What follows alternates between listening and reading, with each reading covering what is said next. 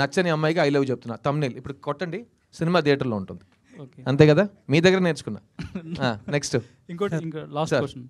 Multiple క్వశ్చన్స్తో వచ్చారు, multiple choice answer విన్నా, multiple క్వశ్చన్స్తో వచ్చారు మా బాబు. ఇందాక మాట్లాడుతూ నాకు నా ఫ్యాన్స్ వస్తే చాలు, హీరోస్ ఇంకా స్టార్స్ ఎవరు అక్కర్లేదు అన్నట్టు మాట్లాడారు. అంటే ఎందుకండి అంత? కాదు, ఎవరు ఒక మంచి సినిమా గురించి ఈరోజు ఒక ఇది ఉంది, ఫంక్షన్ పెడుతున్నారండి, ఎవరండి ఈ స్టేజ్లో కూర్చుంటారు? నేను కూర్చుంటాను. ఇంకెవరు కూర్చుంటారు? నాతో పనిచేసిన వాళ్ళు కూర్చుంటారు. లేదు సార్, ఫంక్షన్ అంటే ఎవరైనా రావాలి కదా. అయితే థియేటర్లో వస్తుందండి సినిమా హిట్, ఫంక్షన్కి రావటం ఏంటి సార్ అని.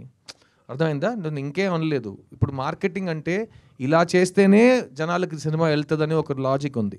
నాకు ఫస్ట్ నేను ఎవడో ఏంటో ఎవరికి తెలియని టైం నుంచి మీరు ఈ కెమెరాస్, ఈ స్టిల్స్, ఈ వీడియో కెమెరాస్, ఇదే నన్ను ఒక్కొక్క ఫ్యాన్ దగ్గర తీసుకెళ్ళింది.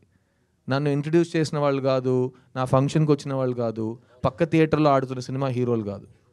మన సినిమా గురించి మనం మాట్లాడాలి, మన సినిమాని మీరు వెళ్ళి తీసుకురావాలి ఆడియన్స్ని. ఆడియన్స్ వచ్చి సినిమా బాగుందంటే బాగుందంటారు, బాగాలేదంటే బాగాలేదంటారు. మధ్యలో ఎవరు వద్దు. నేను మిడిల్ మ్యాన్ని నమ్మే పరిస్థితిని దాటేశా.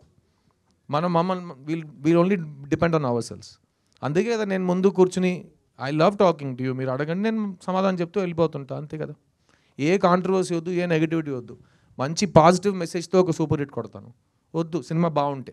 నేను సూపర్ హిట్ అని అది సూపర్ హిట్ కొట్టాడు అని, సినిమా బాగుంటే ఆడుతుంది. నా నమ్మకం ఉంది. ఎందుకంటే మేము అలాగే థియేటర్కి వెళ్ళాం, పోస్టర్ చూసి ట్రైలర్ చూసి థియేటర్కి వెళ్ళాం.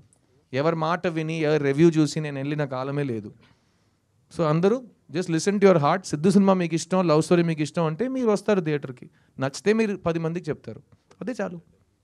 Sir Siddharth S sir. Sir assistant డైరెక్టర్గా కెరీర్ స్టార్ట్ చేశారు, తర్వాత హీరోగా మారారు. మళ్ళీ అసిస్టెంట్ డైరెక్టర్ అయిపోనా? లేదు నా క్వశ్చన్ కంప్లీట్ అవ్వలేదు సార్.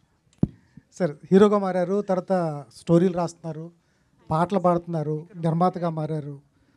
ఏదైతే కెరీర్ స్టార్ట్ చేస్తారో డైరెక్షన్ అయితే చేయలేదు. ఫ్యూచర్లో అయినా మిమ్మల్ని డైరెక్టర్గా చూడొచ్చా? సార్ నేను 28 years నుంచి డైరెక్టర్ అవుతాను చెప్తున్నా. అదొక్కటే నా వల్ల కావట్లేదు. సో అది మీరు ఇప్పుడు డైరెక్షన్ చేస్తారని మీరు అడిగినా నేను ఏ సమాధానం చెప్పినా దానికి ఏదైనా వాల్యూ ఉందా? 25 years నుంచి నేను చెప్పిన దానికి వాల్యూ లేదు, నేను ఇంకా డైరెక్షన్ చేయలేదు.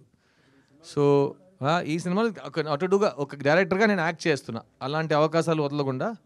బట్ డైరెక్షన్ అనేది నా దృష్టిలో సేమ్ ఇవాళ ఈ సంవత్సరం నాకు పెళ్లి జరిగింది కదా, అది కూడా నేను ఈ సంవత్సరం నాకు పెళ్ళి అవుతుంది ఎప్పుడు చెప్పలేదు. ఇప్పుడు అయ్యింది కదా, దేవుడితో మా అమ్మ నాన్న ఆశీర్వాదంతో. అలాగే ఏదో ఒక రోజు నేను డైరెక్టర్ అవుతా. దాని గురించి నేను ఆలోచిస్తే అది జరగదు సార్. అదే సార్, ఫస్ట్ నుంచి అదే సార్. ఎలా నాకు పెళ్ళి అవ్వాలని నా ఫ్యామిలీ వాళ్ళకి ఉందో అలాగే నేను డైరెక్టర్ అవ్వాలని నాకు ఉంది సార్. వాళ్ళ కళకు పూర్తయింది సార్, నాది ఇంకా బ్యాలెన్స్ ఉంది సార్. సో మీరు కూడా నా కోసం కొంచెం ప్రే చేసుకోండి.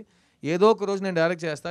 కానీ ఆ డైరెక్ట్ చేస్తున్నప్పుడు నేను ఒక 1.5 years ఇంకే పని చేయకుండా డైరెక్షన్ మాత్రం చేస్తాను. ఎందుకంటే 30 years నుంచి వెయిట్ చేస్తున్న కళ కోసం మల్టీ టాస్కింగ్ నేను చేయలేను. అది చేస్తున్నప్పుడు అది ఒక్కడే చేస్తా. సో ఖచ్చితంగా మీ ముందే వచ్చి అనౌన్స్ చేస్తా. ఆ సినిమాని కూడా ఇలాగే ప్రెస్ మీట్ పెట్టి థియేటర్లో కలుద్దాం అంట.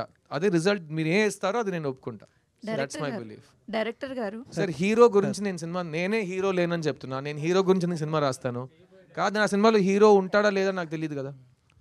తెలియదు కదా, కథే తెలియదు నాకు. హీరో ఉంటాడా లేదా నాకెలా తెలుసు? ఏ హీరో అంటే నేను ఎలా ఆలోచిస్తాను?